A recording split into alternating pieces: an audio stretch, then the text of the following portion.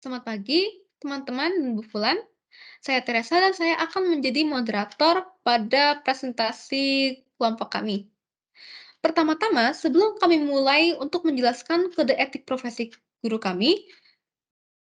saya ingin menjelaskan dulu apa relevansi visi Indonesia dan SDG dengan pendidikan. Oke, jadi aku akan menjelaskan secara singkat saja ya, karena ini hanya sebagai pengantar.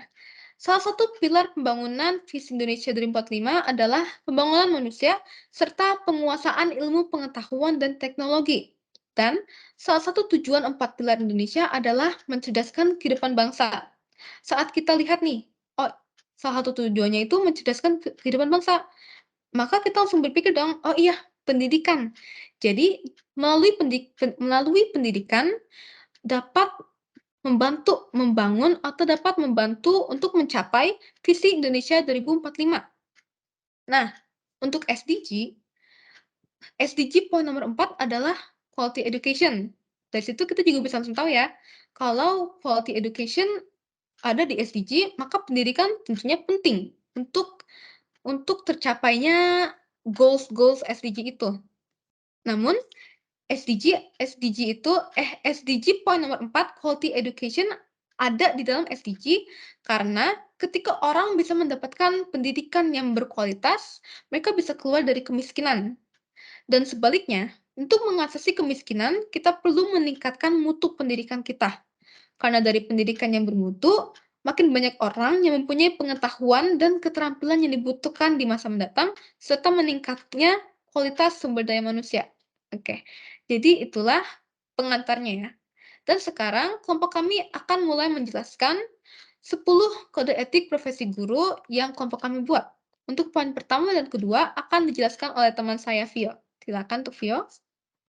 Oke, baik. Terima kasih, Tere. Untuk butir yang pertama dan kedua, kurang lebih seperti ini. Nomor satu, guru mempunyai integritas dan memegang teguh pada prinsipnya dalam profesi. Yang kami jelaskan di sini itu maksudnya seperti ini. Guru harus mempunyai prinsip yang kuat dan guru harus memilah mana yang baik dan tidak baik untuk dirinya sendiri. Itu poin nomor satu.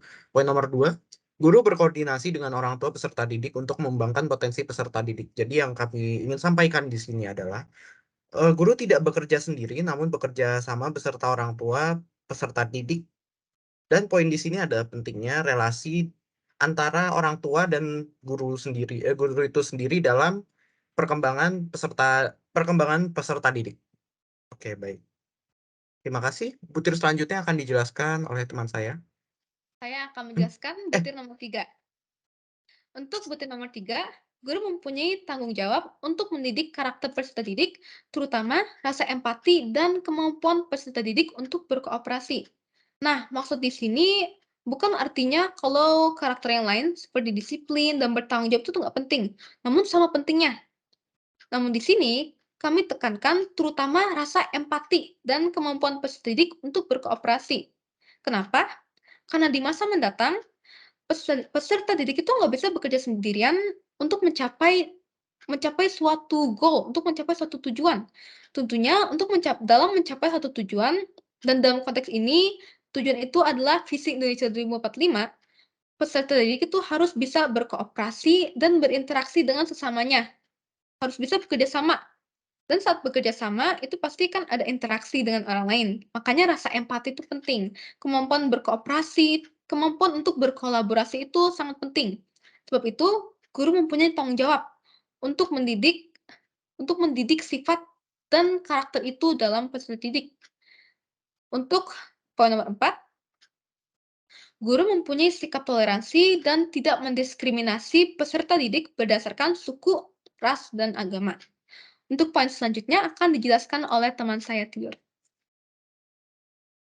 Oke, terima kasih Taya. Untuk poin yang kelima itu, guru tidak melabeli dan menghakimi peserta didik, melainkan berusaha untuk memahami peserta didik. Nah, di sini kita ambil contoh, jika ada seorang siswa yang soal masalah didik yang bermasalah, guru ini tidak boleh mencap anak ini dengan sendirinya, melainkan harus menggali hal apa yang bisa menyebabkan si siswa ini bermasalah, entah dari interaksi di lingkungan keluarganya, maupun interaksi dengan temannya, maupun bisa jadi lingkungan di sekolahnya yang membuat siswa ini merasa tidak nyaman. Guru ini harus jika sudah menemukan salah satu faktor yang menyebabkan sang peserta didik ini menjadi berubah sifatnya, guru ini mungkin harus, berkoordinasi dengan beberapa guru sekolah ataupun guru BK untuk menangani hal baik apa yang seharusnya dilakukan untuk menangani peserta didik tersebut. Next.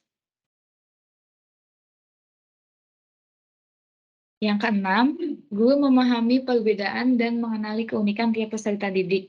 Guru percaya akan potensi yang dimiliki oleh tiap peserta didik.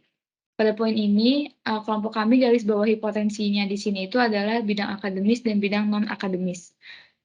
Banyak peserta didik yang, fokus atau minat bakatnya lebih mengarah kepada non-akademis, tetapi di-underestimate oleh guru di sekolah kalau anak ini nggak berkembang di akademisnya. Kita ambil contoh, salah satu, siswa misalnya dia kurang mencolok di bidang matematika. Nah, tetapi dia, memiliki potensi lebih di bidang seni musik.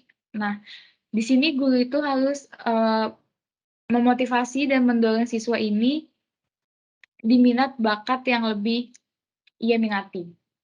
Yang ketujuh, guru bersikap jujur jika ada kecurangan yang terjadi terhadap kolega dan pimpinan sekolah. Di poin ini, mungkin, udah nggak asing kalau di Indonesia itu ada, suap menyuap di bidang pendidikan. Kita ambil contoh, seorang orang tua yang memiliki jabatan yang menjanjikan di sebuah lembaga dan anaknya ingin masuk di suatu sekolah dengan syarat yang lumayan susah.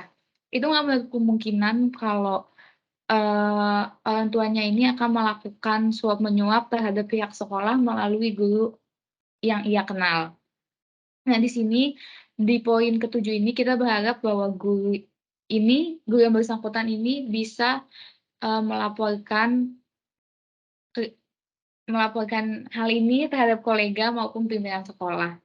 Yang kedelapan, guru menjaga nama baik instansi sekolah dan profesi guru. Guru tidak bersikap sebagaimana dapat merugikan nama baik instansi sekolah dan profesi guru. Di sini fokusnya itu lebih ke bagaimana guru ini mengetahui batasan-batasan mereka, baik dengan teman sejawat, kolega, maupun ke, peserta didik.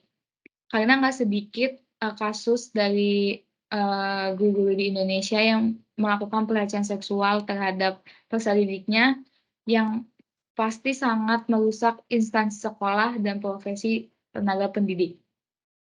Selanjutnya akan dijelaskan oleh Teresa. Oke, baik. Terima kasih, Tio. Untuk poin nomor 9, guru mendorong peserta didik untuk berpikir inovatif, kritis, dan dinamis dengan melakukan pendekatan student-centered learning. Nah, kalau dulu itu kan, guru hanya datang ke kelas, berceramah, kasih tugas, udah selesai, terus pulang. Jadi tidak ada tuh kesempatan murid-murid untuk menyampaikan opininya, untuk berdiskusi, untuk bertanya, dan lain sebagainya. Namun, dengan pendekatan student-centered learning, guru melatih peserta didik untuk menyampaikan pendapatnya, untuk berpikir secara kritis. Jadi, guru hanya berperan sebagai fasilitator, sisanya peserta didik sendiri yang mencari ilmu. Nah, kemampuan peserta didik untuk berpikir inovatif, kritis, dan dinamis ini sangat penting di masa mendatang, apalagi kalau kita ingin mencapai visi Indonesia 2045 itu. Balik lagi, tentunya ilmu pengetahuan saja itu nggak cukup. Harus dibekali oleh ini. Sebab itu, guru mendorong peserta didik untuk berpikir inovatif, kritis, dan dinamis. Poin nomor 10, guru mempunyai keinginan untuk terus belajar dan mengembangkan ilmunya untuk mengikuti perkembangan zaman, termasuk mempunyai literasi digital atau literasi teknologi. Nah, balik lagi ke salah satu pilar visi Indonesia 2045, bahwa pembangunan manusia dan penguasaan iptek. Nah, jadi tentunya kalau kita ingin nih generasi di masa depan lebih menguasai iptek, maka gurunya tidak boleh kalah dong. Guru harus bisa mengembangkan ilmunya untuk mengikuti perkembangan zaman tersebut. Guru harus mempunyai literasi digital sehingga dia bisa iptek tersebut mengajari iptek tersebut kepada peserta didik dan setidaknya bisa mengintegrasikan aplikasi dan aplikasi-aplikasi digital dalam pembelajarannya. Baik, jadi untuk relasi guru dengan sendirinya, dengan peserta didik, dengan orang tua, dengan kolega, itu juga sudah termuat dalam ke-10 kode etik profesi guru kami. Dan itu saja dari kelompok kami. Kami ingin meminta maaf jika ada kesalahan dalam kata-kata atau ada kata-kata yang kurang berkenan. Sekian dan terima kasih.